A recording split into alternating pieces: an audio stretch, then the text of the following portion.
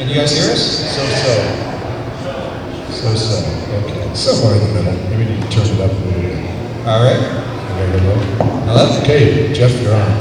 Yes. Hey guys, welcome to Power Morphicon Day 1.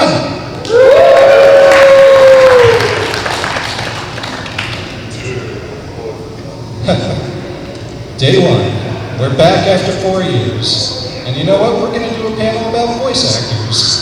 So, welcome to Chillin' with Voice Actors. So, I gathered 5 really awesome people to do this panel, and let me introduce you to them. To my left, we have Richard Cancino. Next to Richard, we have Derek Stephen Prince. We also have Lex Lang.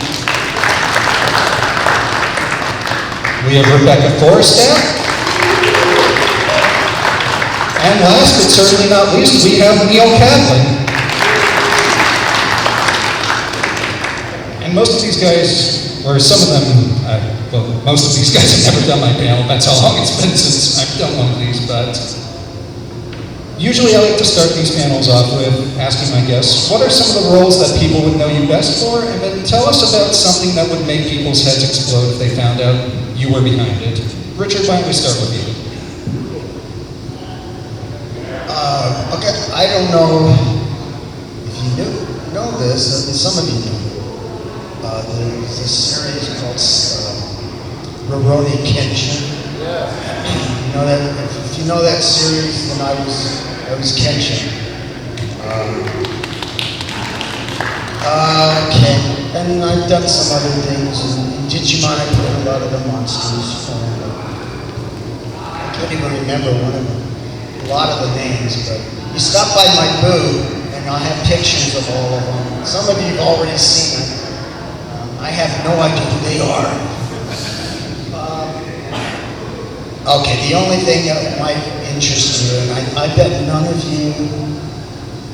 Okay, any of you ever heard of an old movie star from the 40s called? Her name was Rita Hayworth.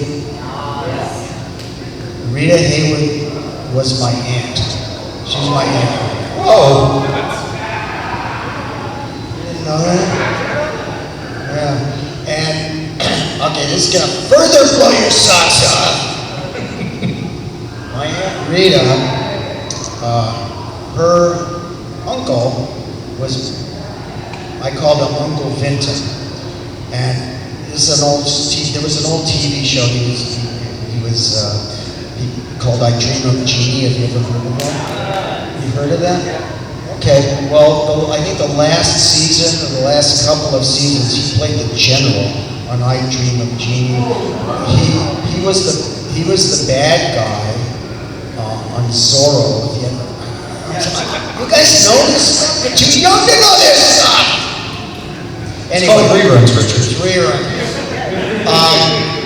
Okay, so Uncle Vinton was married to the aunt of Ginger Rogers. You all know who Ginger Rogers was? Fred Astaire, Ginger Rogers. So, and then my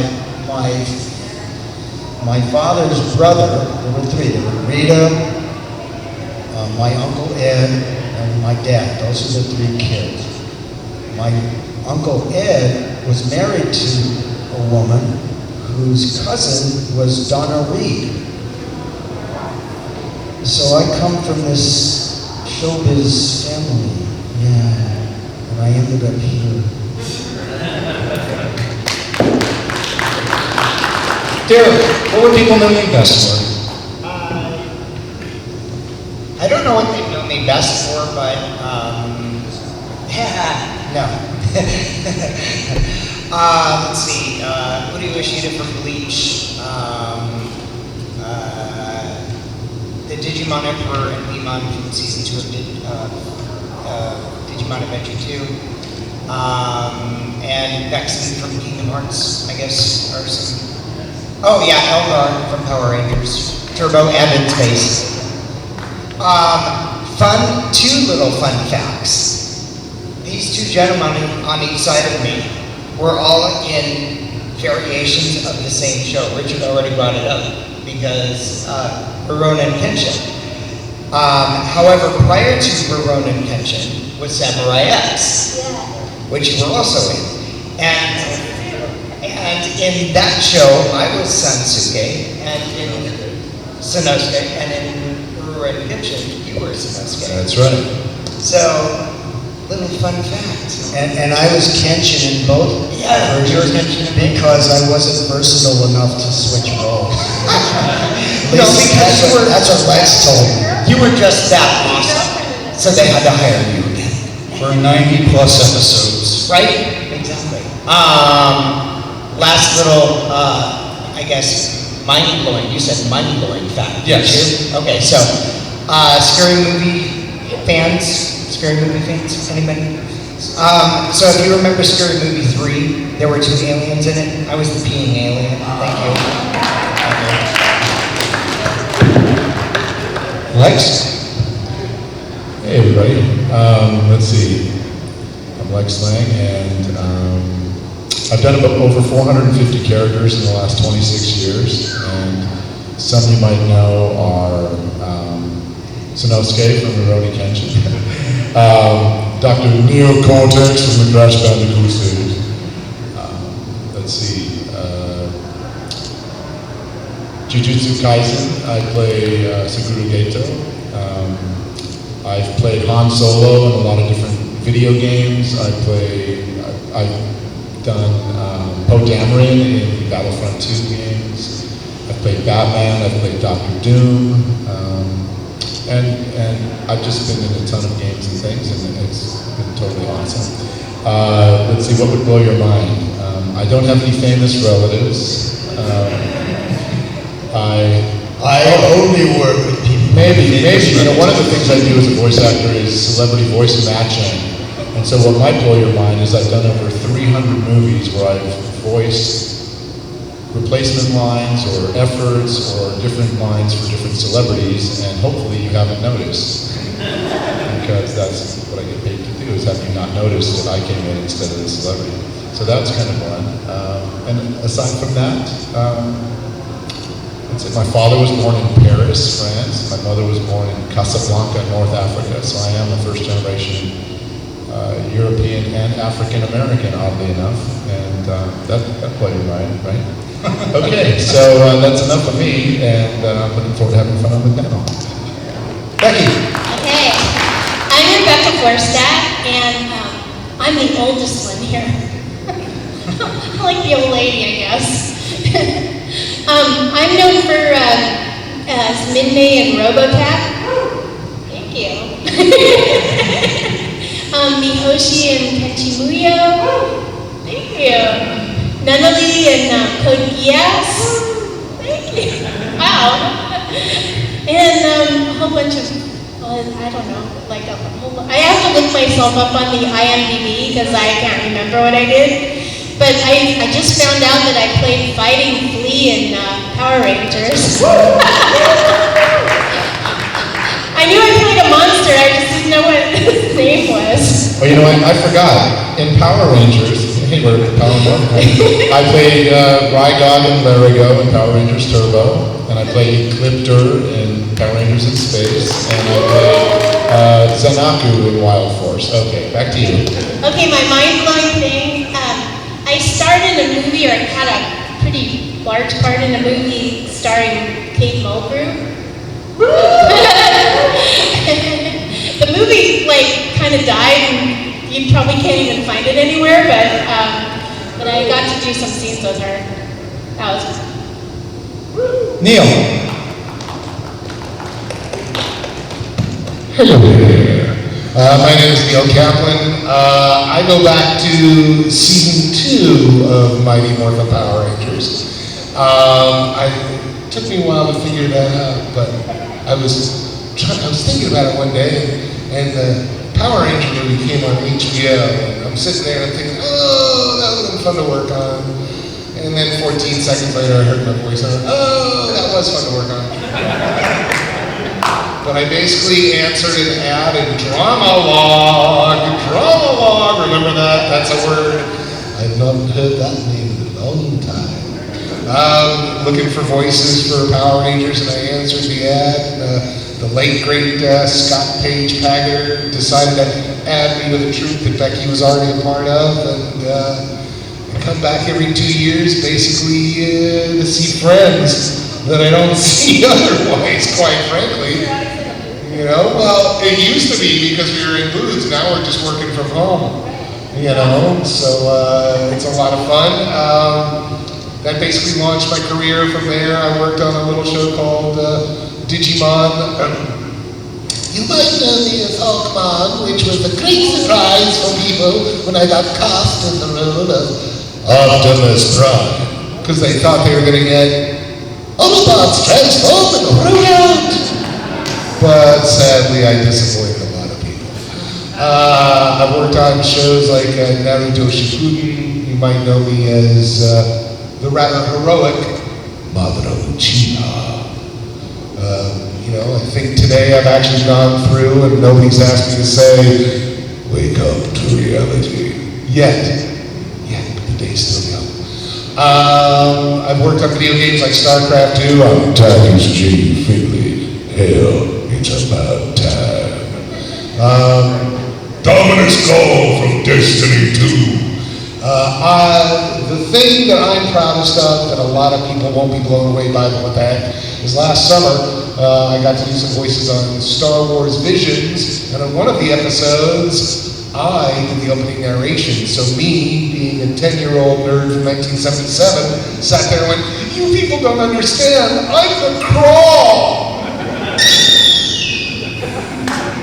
Yeah, so that was one of my little moments that if you go to Coca-Cola World in Atlanta, you'll hear me as the Taste Buds. If you go to California Adventure here in Anaheim, you'll hear me as one of the many voices on the old-time radio in Oswald's. I was the narrator for the YA series, I Am Number 4. Which for some reason I've been having lots and lots of 20-year-olds come up to me and say, I grew up listening to you, read me books.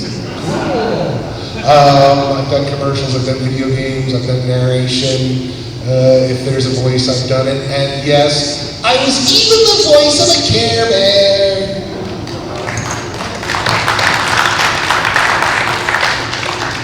Now, the next question I like to ask people is, what was your very first job when you got into voice acting, and what was it like the first time you got to go into the booth? Richard?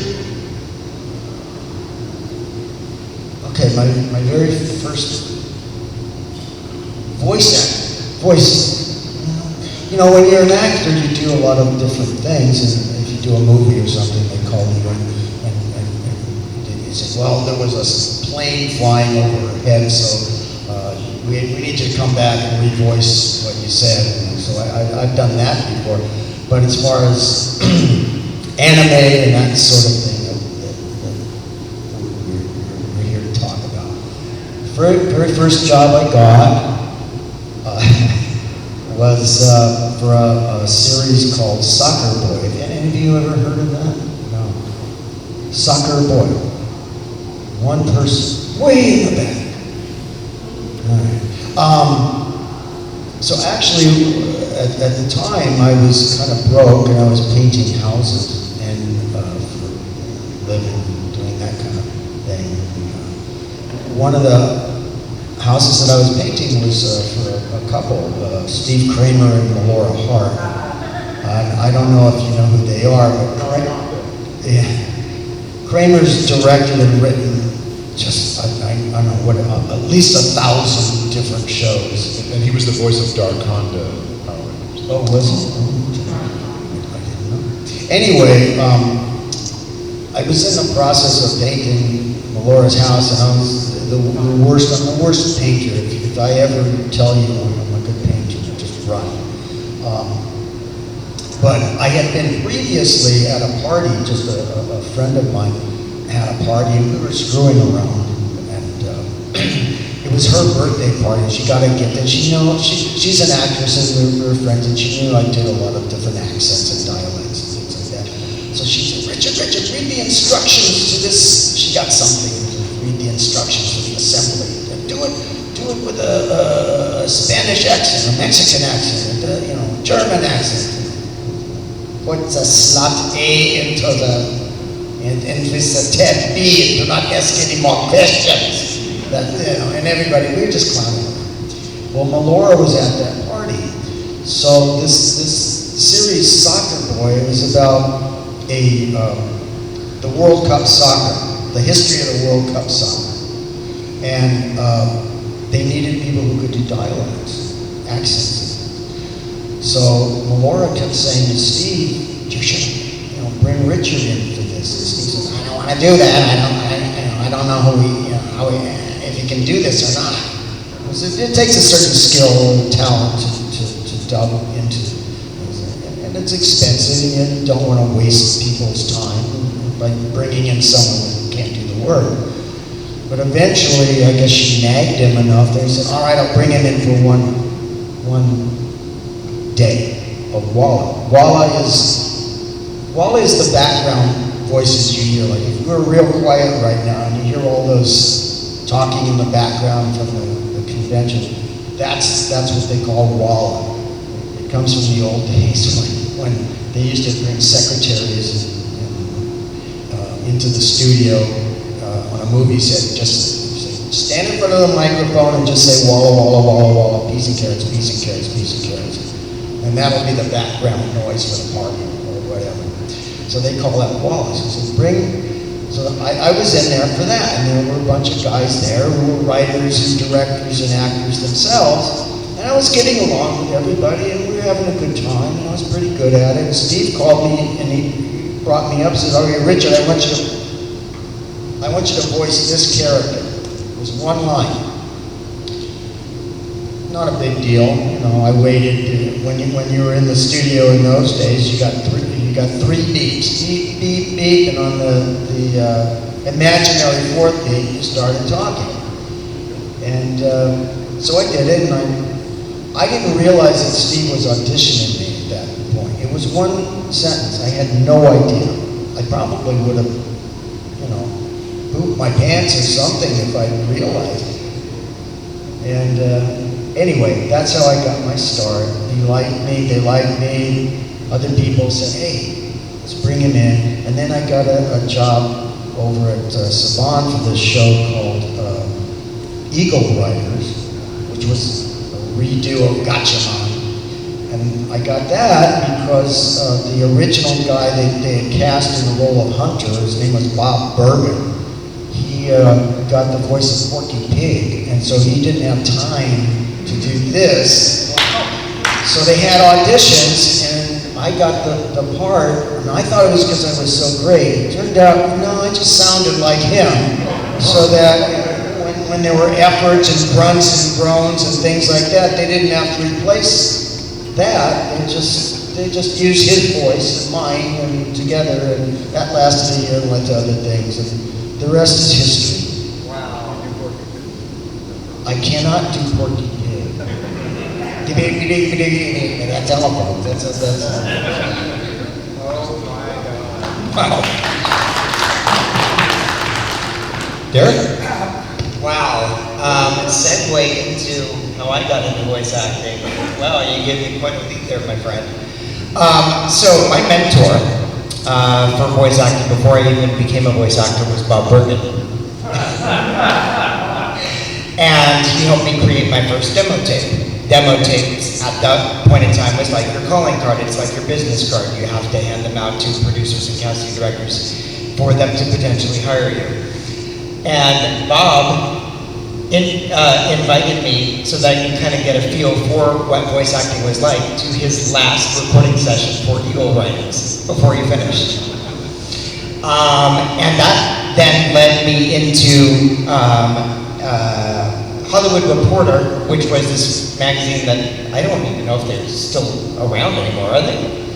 They used to have two different special booklets that they would put out. Both were for animation, and at that point in time, you actually could see the shows that were going to be in production, what the phone numbers were, what the casting directors' names were. You could call those people directly. Well, I went through the entire book. I had my demo. I was all excited. And I went through the entire book. And every time that I wanted to try and submit something, everybody would say, no, we don't need you, but thank you very much. We'll keep you in mind. And if you were going to send me a tape, I'd probably just throw it away. So it's like, I almost was at the point of giving up. And on the very last page, I kid you not, was this ad for Power Rangers. At that point in time, they were not looking at casting anybody. They just had an ad there. So I said, why not? So I called the number. At that point in time, there was a secretary there, very savvy, who worked directly with Scott Page-Pagter, who did all the casting. Her name was Karen Carter. And very sassy African-American lady. And I called the number, and I went through my entire spiel. Hi, this is Derek Stephen Prince. I was hoping, that I might be able to send you a demo tape. I just saw an ad for, your company. I don't know what you guys do. At that point in time, I had no idea what Power Rangers was. And just said, I'm hoping that I might be able to send you something. And then for what seemed to me as an actor, because, I'd been through this process at least 100 times, calling people and everybody saying no, she pauses on the phone for what seemed like an eternity, which was probably only like 10 seconds, and I, trying to be nice about it, said, hi, are you still there? And she goes, would you hang on a second? I'm taking a look at my calendar. I'm going, oh, I'm sorry, okay. And she goes, so, what are you doing next Thursday? I'm going, I don't know why. She goes, well, I was wondering if you'd like to come in and audition for this show called Power Rangers Theo. I'm going, wait, you want me to just come in and audition for you? You don't want me to send you a demo tape? And she goes, why do I need to have a demo tape from you when I'm talking to you on the phone and I can hear what you sound like? To which I said, fair enough. And so I went in and I auditioned for Scott and Karen, and that basically was the beginning of my voiceover career, professionally speaking. Scott cast me in my very first role. So anyway, I'm hanging out with Bob Burton. I wonder if he'll see this panel when it goes online. No, I wasn't with Bob. I used to do stand-up comedy, and let's see, no, that's not the story. I was going to the Musicians Institute to learn how to play guitar in Hollywood, and I became the spokesman for the school. And when they had someone who was interested in the school, they would send out a video or a DVD. Eventually it became DVDs, but it was videos when I was there. And so I was chosen as spokesman for the school. And so I walked around on camera going, Hollywood, California, the entertainment capital of the world. And here in the heart of Hollywood is the Musicians Institute. Let's take a look inside rock performance. And I was doing that kind of stuff. So the very first voiceover thing I did was a voiceover for that video. That was my very first thing. So fast forward, I'm still going to the school. A director from a movie called The Rich Girl calls the Musicians Institute and says, I need somebody from the school to come and show my actors, none of which play music, how to look like they're in a rock band playing guitar. So they said, Lex, you're the spokesman for the school, go. So I went there and I'm showing these guys how to do windmills and jump off of speakers, the risers and things like that. And the director looks at me and goes, you wouldn't happen to be an actor, would you? And I was. I've been acting my whole life already. And I said, I am, as a matter of fact. He said, okay, you're cast as the lead guitar player. The guy who you were teaching, you're now the keyboard player. And he kept his scene. I didn't steal his scene, but I was now the guitar player. And I met a guy named Bentley Mitchum, who was, speaking of, stars of the yesteryear. His grandfather was Robert Mitchum, who was a very famous actor back in the 50s and 60s, or 40s and 50s maybe. Yeah, anyway, so we became really good friends. I'm fast forwarding as fast as possible on this story. So Bentley was his name. He was doing a movie in Canada called Susie Q. And the girl that played his girlfriend in the movie was a girl named Amy Jo Johnson, who happens to be the Pink Power Ranger. I'm sure you all know that. So we went to dinner, And as we were walking home from dinner, I brought up the stand-up comedy thing because in my comedy act, I used to do stand-up comedy, I would do impressions of different people, like Elvis and Jack Nicholson and all these people. So I started doing my comedy act on the walk back. And Amy Jo says, "You'd be a great voice actor." And I was like, "I have no idea what a voice actor is." "You mean like cartoons? I don't really want to do commercials. I guess I could." And she goes, no.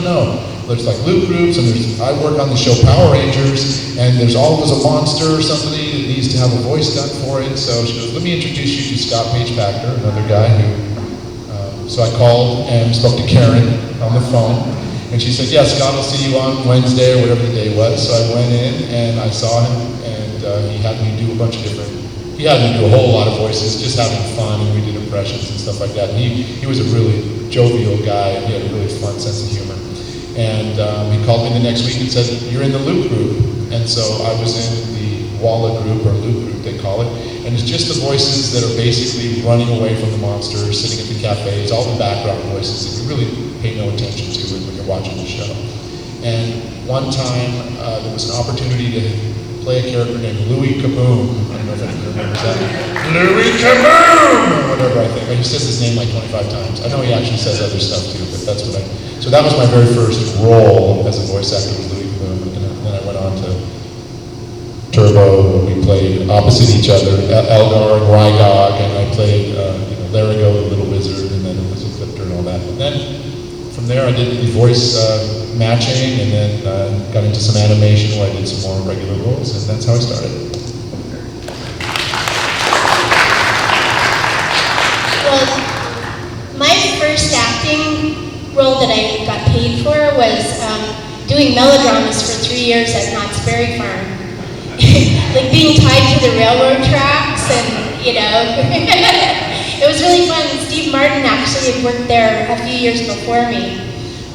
So that's kind of where he got started also. But my first voiceover gig, I think, was it was a radio commercial where I played a dog. And then in 1981, that's when I really started doing a lot of voiceover. I answered an ad in Dramalog and started working at this studio that was they were putting out these really weird Japanese cartoons that were kind of going out into the wind, and we didn't even know what they were. And I cannot remember what the first one was, but it was probably some version of Frankenstein, or but a Japanese version where they had to cut out a lot of stuff because it was you couldn't show it on TV. But that's pretty much it. And then after that, I just started working all the time for a long time.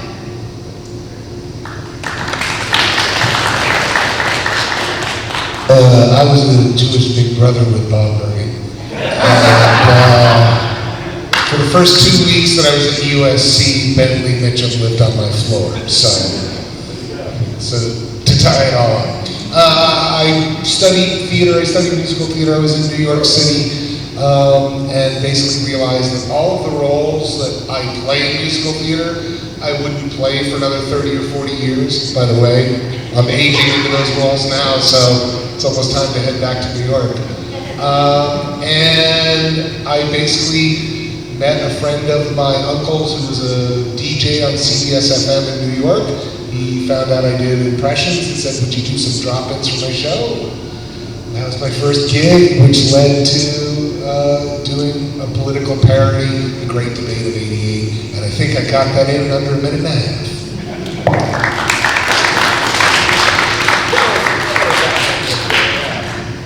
Wow.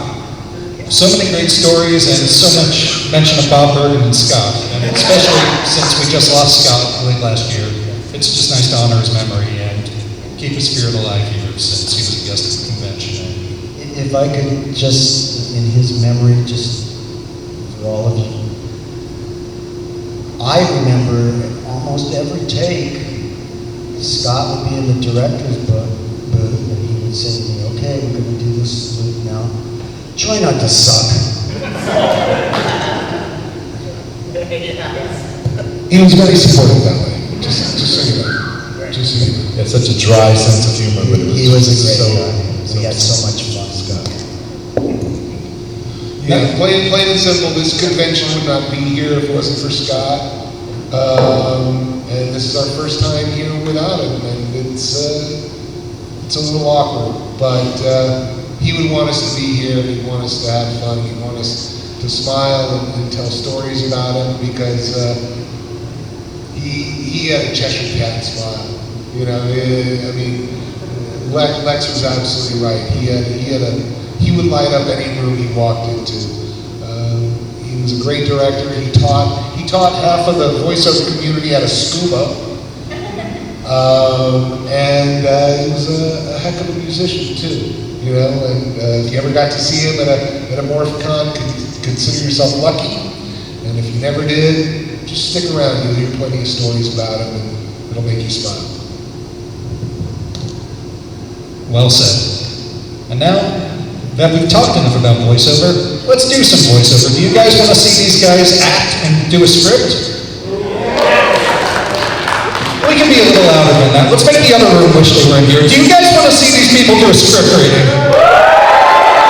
Alright, so I brought scripts. We're going to do what's called a cold reading. It means these people have never seen these scripts before, and tonight we're going to do a 1940s Superman script. Since Richard kept bringing up the 40s. And now I will go and assign roles, and hopefully people will pass the scripts down. But our narrator for tonight will be played by Neil Kaplan. And Neil, there will be special direction for you with this role. I would like to hear every line in a different voice. Oh, there are more coming. Give me 1 second. I was just giving Neil his direction. And with a Superman script, you need someone to play Superman, and that will obviously be Lex Lang.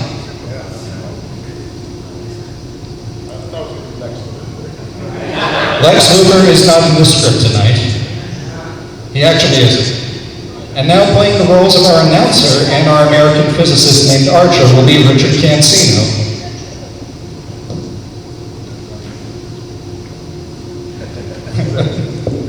And playing the role of our French guy Henry, and the role of Robin, the Boy Wonder, because there is a little bit of a crossover at the end, is Derek Stephen Prince. Finally, the role of Villager, which is just a Swiss villager with one line. And Jimmy Olsen will be played by Rebecca Forrestad. You can do whatever accent you want. Like we would know. Exactly. And there's a little British midget named Freddie. That was supposed to be played by Sandy Fox, who is currently working a gig. We love Sandy. She'll be here tomorrow. Come see her and say hi. I'll be filling in for her. I am not Sandy, but I will give it my best shot.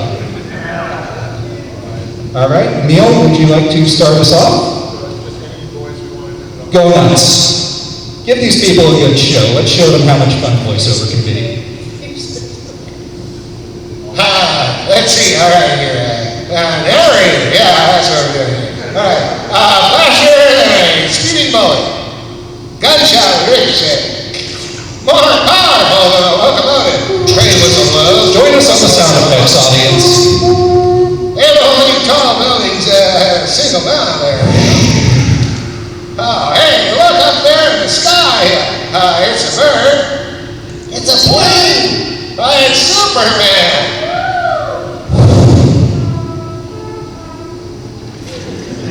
That was about 30 years later. Yes, it's Superman! Strange visitor from the planet Krypton, who came to Earth with amazing physical powers far beyond those of mortal men, and who, disguised as Clark Kent, mild-mannered reporter for a great metropolitan newspaper, wages a never-ending battle for truth and justice.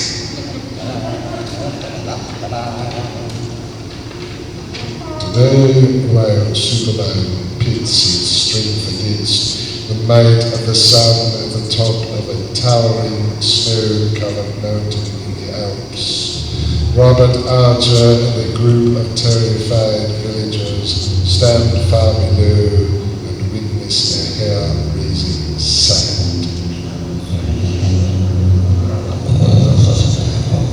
What is that? It comes from the mountain. Oh, well, let's run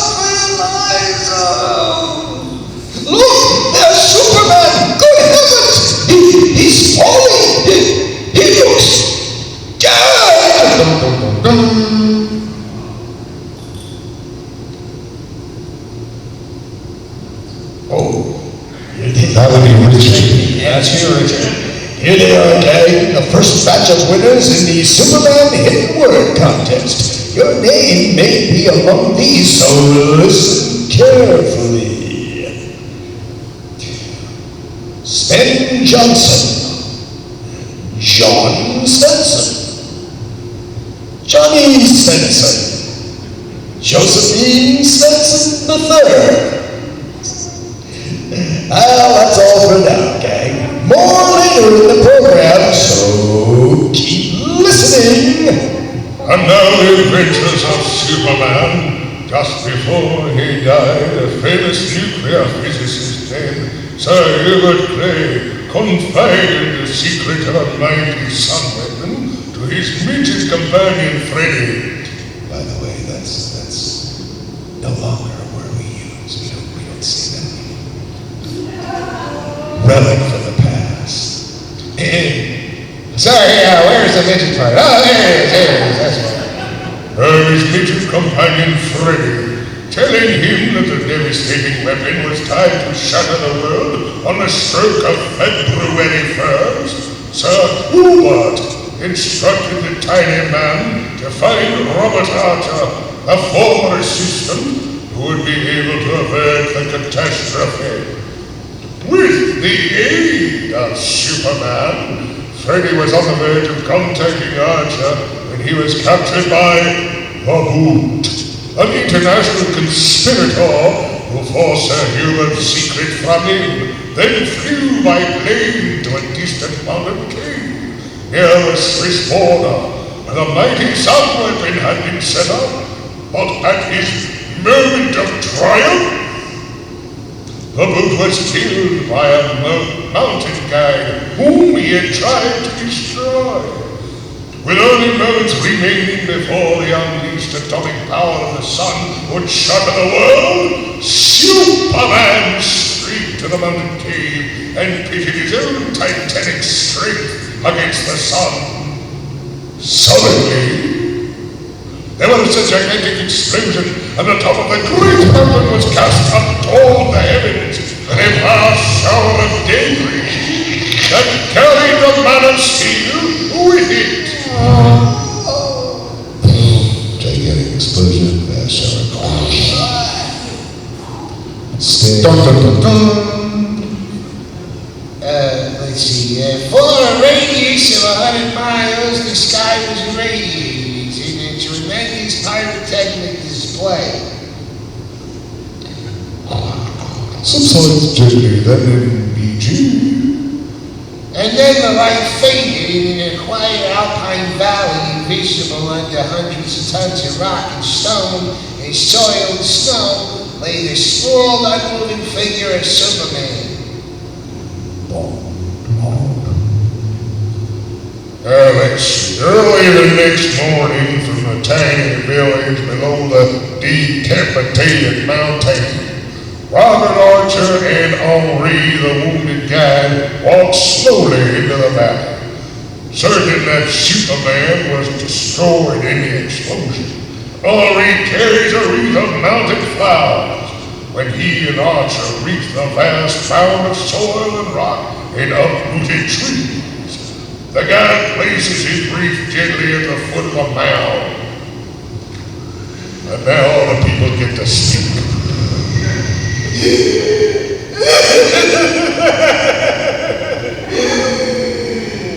Rest in peace, Superman. He gave his life that we, as the rest of mankind, could live already. Oui, Monsieur Archer. He was a quiet and a good man. Yes, and now he's gone. I can hardly believe it. There's nothing possible. Wait! What is it, monsieur? Le Henri. The mound of debris. It's moving. Silent. What can this be? Great heavens, look! There. There's a hand coming out of the mound. And great Scott!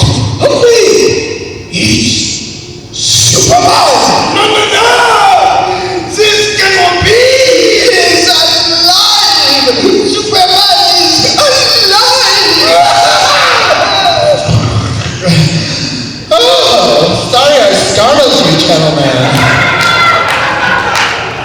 This is the most confusing moment and the happiest moment of my life, Superman. I thought you were done for. Oh, heck no. Are you kidding me? Oh, well, sort of I did too for a minute there. I was under the rocks. It was terrible. I did not dream. You're a Superman. In the flesh. Except for my costume, which looks like it's gone through the cement mixer. I mean, come on, I'm so dusty here. I've never felt better. It's wonderful, wonderful. And for the second thanks to le bon Dieu, monsieur. Thanks to God and my interior decorator. Listen, I'm so glad you're all right, and I'm gonna look for the boots bullet. Oh my gosh, you broke your arm, huh? Well, but this was supposed to pain. Now that the evil one is no more, and for him, I do not grieve. No to her. Yet it came to him. Oh, he sure did that and some extra, you know what I mean? So anyway, we've got to get back to America, okay, Mr. Archer? By the way, I almost forgot, I love those shoes. There's nothing left here in Hubert's cave except for this one weapon. Hey, did you see enough of it to be able to reconstruct it? No, Sir Hubert's great secret is gone forever. That, I think, is for the best. You're damn straight it was for the best. It's just probably for, everyone's benefit, I'm not quite sure he could frighten the nations of the world into keeping the peace, but it can't be done any other way. The book showed us that when he almost obtained possession of the window. Well, for sure. I mean, who's going to disagree with that sort of statement? Am I right? I mean, come on. I hate not self-seeking. I mean, I'm sort of a personal people. And, I hate meeting the fellow men in friendship. I like to do a little something extra. You know what I'm saying? Okay, anyway, enough about my underwear. It's sort of an understatement, okay? Who cares? That's right, Superman. To that I say.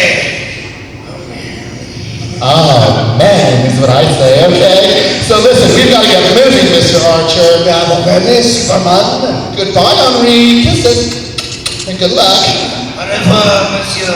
Et le bon Dieu. Okay, I'm so grabby. Don't be so grabby. For God's sake. Bye, Henri. Au revoir, monsieur, cher.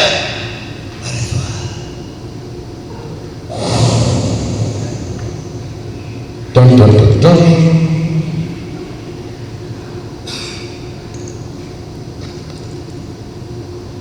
I'm just waiting for Superman to read his line at the top of page 7. Up and away! Let's go! Here we go! This is what it's like in profession. Leaping up from the little valley with Robert Archer in his arms, Superman pauses in curious flight for a brief moment to wave to the smiling guide, and to look once more at the oddly decapitated mountain, the scene of one of the most hazardous and exciting experiences. And then he summons his great strength and rockets away to the west, over plains, over cities and rivers, and out over the vast Atlantic on his way back to Metropolis. The following day, once more in his guise and garb of Clark Kent, the mild-mannered and bespectacled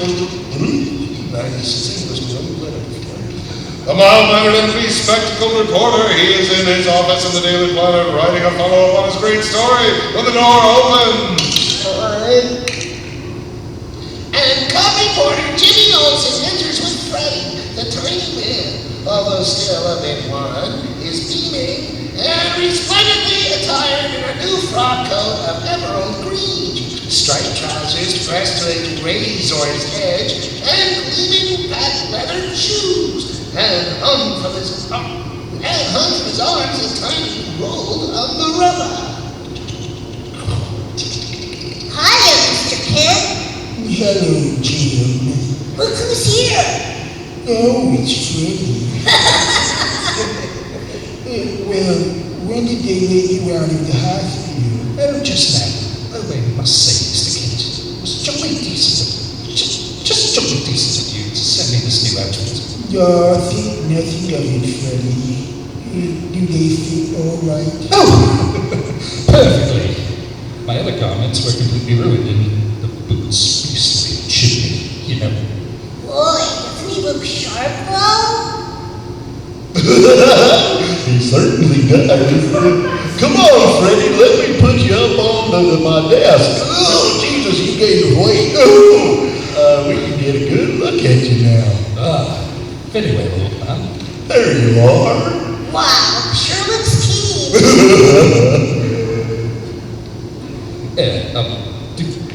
Do you think the American audiences will like me? American audiences, why do you ask? Well, he's going back into the circus business. Oh yes, I've just signed to appear with the Great Barnum and Billy Circus, you know. You have? Oh yes, and I'm to be one of their stellar attractions. Oh, is that so? Most certainly. Well, you look keen enough. Why, do you know? I've been positively snowed with offers ever since yesterday, Mr. Kent. I mean, when your story credited me with saving the whole bloody world appeared in the Daily Planets. Yeah, well, that's pretty swell, huh, Jim? It sure is. Oh, but I'll miss you, Freddie. I was, kind of hoping you'd stick around here. Oh, well, I miss you too, old chap. Frightfully, but, well, you know how it is. Show must go on and all that sort of thing. Sure, I know. But the circus plays Metropolis every year, you know, so are we seeing both of you chaps then? Say, that's right. Yeah, we'll be riding those box seats, Freddie. Come on, you gotta come down. Oh, wait, hold on a second. Excuse me a minute. Clark can't speak. Mr. Kent, this is Robin. Robin, you sound different. That's right, Batman. Oh, yes, Robin. Well, what can I do for you? Yeah, listen, can you come to our house right away? Well, yes, but what's wrong, Robin? You sound rather upset. Well, I am, Mr. Kent. Something terrible has happened. I was wondering, what on earth is going on over there? I can't talk about it on the phone. Can you come here, please? Right now! Hold on there. Just don't get so crazy about it, okay? Well, I guess I could go down there, maybe later. Hurry, please, Mr. Kent. Hurry. Now be down there, Robin. Just sit tight.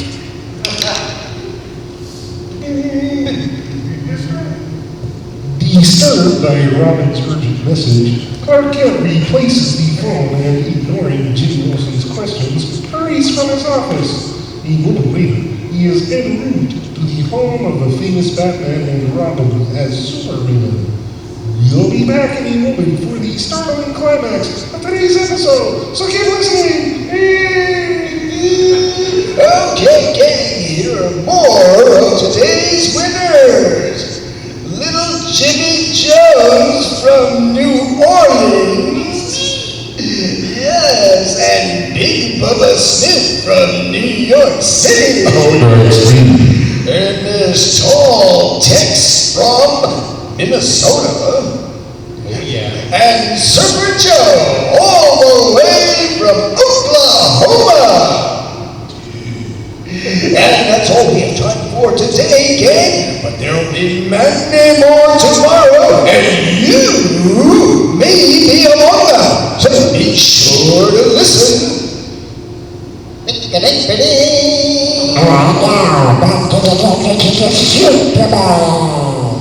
Superman Robin, the young companion of the Fabulous Batman. Superman streaks to the action mansion, which is occupied by the guy number 2 of Frierson and Morphicon. And now, I'm going to like Superman. He is much more a destroyer. Your kid. I'm straight is a drug graduate in the living room. Whoa, bruh. What's wrong, Dick? Why are you so upset, bruh? It's Batman, Mr. Cat. Well, what about Batman? Oh, Gorge. He's gone. Gone? You mean like he's wasted, bruh? What do you mean, man? Just what I said. He's gone, I tell ya! But I'm afraid we'll never see him again. Startled, Clark Kent stares at young Dick Grayson, who chokes back the tears as he repeats, We'll never see more Batman again. What is happening to the great Batman? Fellows and girls, don't miss tomorrow's exciting episode when we begin a brand new and action-packed mystery adventure of Superman with Batman and Robin. Be sure to tune in tomorrow, same time. same station, for Chapter 1 of a new adventure of Superman. Superman is a copyrighted feature appearing in Superman DC Comics magazine that is brought to you Monday through Friday at the same time. This program came from New York, so watch it, I'm walking here. Stay tuned to your mutual station for Captain Midnight, which follows in just a moment. And right after Captain Midnight, you will hear Tom Mix and his Ralston Straight Shooters. This is the Mutual Broadcasting System. Superman does whatever a super can. And scene. So I take it you guys enjoyed that. Well, That's exactly how they would do it in the 40s. Exactly. dead on. We're just about out of time tonight, but I just want to. How many people in here want to do voiceover? Well, let me start by saying, as soon as this panel gets out and as soon as you get home, go to this website called iwanttobeavoiceactor.com. It was started by D. Bradley Baker. Read it like you would the Bible. It will guide you to your way. And ask some final advice from all of our panelists. What are some words of wisdom that you can give out there to anyone who wants to do it? If you want to be a voice actor, first just be an actor. They'll teach you, styles, things. It's more than just walking up to a microphone. If someone wants you to do something with a Shakespearean flavor to it, you have to know how to do Shakespeare. Learn dialects, accents, and learn how to improvise. That's important. And be an actor. That's my advice. I think Bob Bergen used to get that same advice. Yes, he did.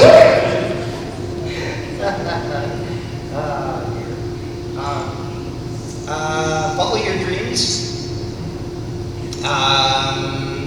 Be good humans. Keep your feet on the ground and continue reaching for the stars. That was nice. And also, pursue it because it's something you actually really love to do, and not just because you think it might be something fun as a hobby. It's really, you gotta love acting, you gotta love playing, you gotta love improvising, you gotta really just love the craft of it, and the rest will come. Eventually you'll quit your day job and then you'll go, oh, I have a little extra money too, so it'll be good. Just follow, as he said, your dream. Do it because you love it. If you have something else that you love doing, follow that. Everything that they said, but I want to give you the reality check is that you have to realize it's not always a predictable kind of job, so you have to have multiple income streams in some way or another, and just realize that, if it's something you want to do as a passion, it's going to take a long time to get to where you want to go, so have a financial plan, because Don't believe the words you said. nobody told me that. Don't believe it. And that's when we have porn.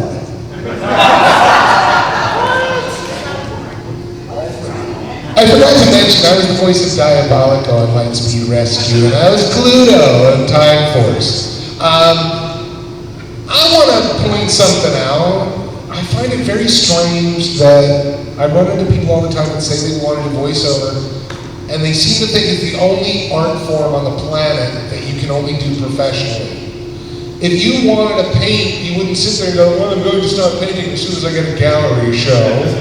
You know, if you wanted to dance, you wouldn't say, well, just cast me in a Broadway show. You would take a dance class, or you would go to a club, or you would just put on some music and dance. If you wanted to act, you don't have to be a professional actor. You can join your local community theater. If you want to voice act, you have this brilliant, wonderful thing that we old farts didn't have called the internet.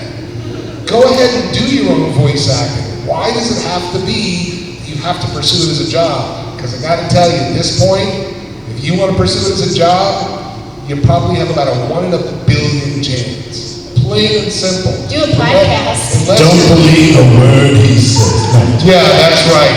Yeah, exactly. Because it's a shoo-in. It's easy. Because let's face it, all the new talent that we work with doesn't come from television or movies. You want to do voiceover, it's simple. Just become a TV star.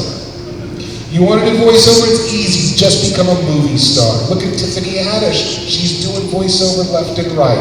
Look at The Rock. He's doing voiceover left and right. And my colleagues can go ahead and say I'm being a downer. I'm being honest. Okay? If you love it, then do it. And it shouldn't necessarily be about having it as a job. I have friends who've been playing music since they were in high school. They have very nice jobs up in the Bay Area, and they pay their mortgages by being computer scientists. But I'll tell you, every time they go out and do a show, they sound fantastic. And when everybody who's sitting there and listening to them play considers them musicians on par with everybody else on the planet. Okay, I grew up watching community theater actors that were some of the best actors I've ever seen. So just because I say don't do it professionally, I'm not saying don't do it without integrity. Okay, do it with integrity. But what Becky was saying, one of the things that will shoot you in the foot, if this is something that you're actually pursuing, one of the things that will kick your ass quicker than anything else is needing the job, wanting the job. I can't tell you how many times I read on message boards, people going, but I don't want to study for years. I don't want to spend thousands of dollars on a demo. Well, then don't. Then don't. And while you're at it, swim to England without a boat. You don't need one. You can make it, sure. Go for it. I don't care. You know, I want to be honest with you guys. The fact of it is, before we got into the industry, voiceover was the ass end of Hollywood. The people who were doing Super Friends were doing Super Friends because they couldn't get jobs on camera. Somewhere it turned around where now it's all they want to do. Because realistically, we get to have the funnest jobs in the world when we get to have them. You know? We get to be Batman without getting in the spandex. You know? And I'll tell you. I'll bad I do get in spandex when I go to the... Well, but you don't have to. I don't, okay. And also you wear the spandex for other jobs too. Don't you? I do. There you go. Cortex, I would. So what I would say is if it's something you really want to do, create something. Take a page out of Seth MacFarlane's book. Create something. Make it such a hit on YouTube, on TikTok, on wherever, that when Hollywood knocks on your door, you say, yeah, I'll sell it to you, but I'm playing the lead. Do what Stallone did. That's what he did with Rocky. That's what Seth MacFarlane did. Create your own thing. You have the internet. You can create your own animated feature and have 10,000 people see it. And in a world of 7 billion people, that's less than a drop in the bucket. But you as a creator, if you create something that 10,000 people see and like, you're pretty freaking happy. So maybe don't look at the old way of looking at voice acting. create your own thing. That's my suggestion. I just want to say, I believe that part. for those of you who are, and I've said this to people, if you really cannot be happy doing anything else but acting, or voice acting, or any kind of acting, then you will end up doing it. If you find anything else in your life that makes you as happy as acting, you'll end up doing that full time. And you'll do the acting part as a hobby. It's just the way it's going to work out, and you'll have a great life. You do well, hopefully. That's my advice. And as Becky was saying, just know that as a voice actor, your real job, the thing you do the most is audition for parts and not get them. And you get really lucky, I don't know what the percentage is, 1%, 10% of the time, if that, 0.002% of the time, and you'll get a job. Every month that you start your month, most of the time, your month is empty ahead of you. And then you look back and go, oh, I had all these jobs. I got to act in all these different things. It turned out to be jobs. So just know that, it's not just like once you become a voice actor, oh, I'm just going to be booking jobs 4 or 5 times a week and just doing it nonstop. I'll book everything I audition for. You really are going to be an auditioner that acts. The fact of it is, Frank Welker started playing Teenage Freddy in Scooby-Doo, Where Are You? In 1969. He's still playing Teenage Freddy. We're all in line behind Frank. The fact of it is that if they were to remake Thelma and Louise, Brad Pitt couldn't play the 20-something hustler. He would have to play the FBI guy. However, if you can still do the voice at the age of 70, whatever, you can still do it. That's another reason we love this art form. So it's not like the competition. It's not like we're going anywhere. So you want to jump in the pool with us? Go ahead. Give it a try. That's a great note to end the panel on. So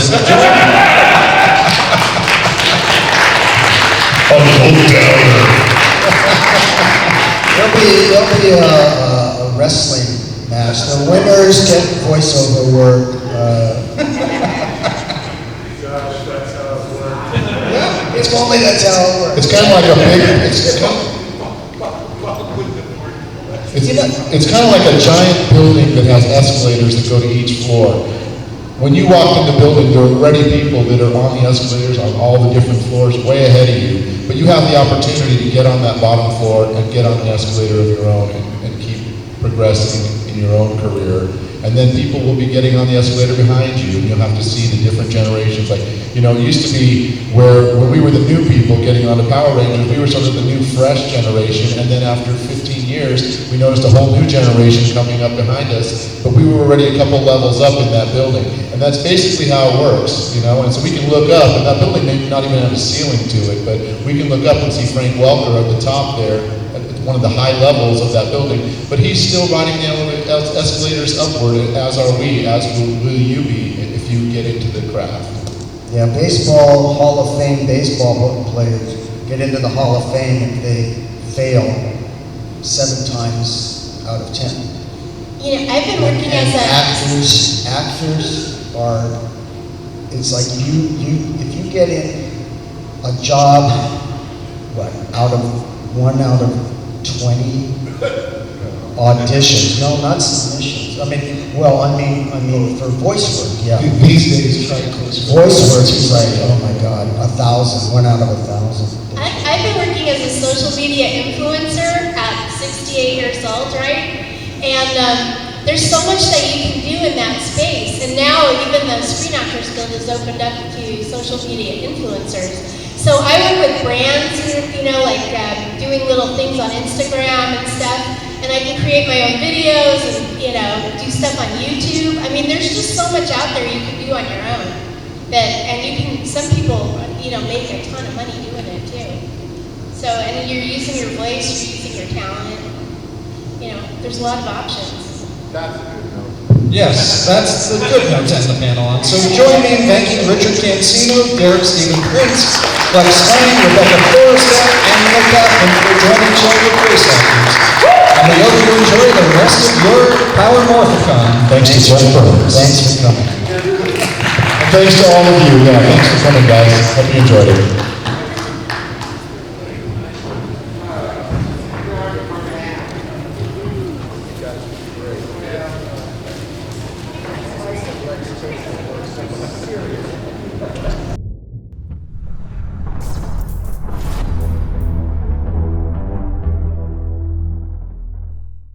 Back to action.